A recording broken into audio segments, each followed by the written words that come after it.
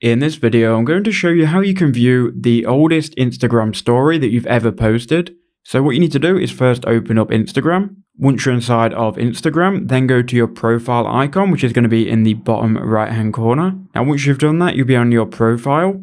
Go to the three lines in the top right hand corner, and then you need to look for archive. So click on that. Once you've done that, it will take you to your archive here. And you want to make sure you're on your stories archive. So if you're on posts, just select it at the top and then change it to stories. And then what you do is you go to the calendar icon. So it's just under stories archive in the middle. And then once you're here, you now need to scroll all the way back, all the way as far as the calendar will go. So keep scrolling until you get to the start.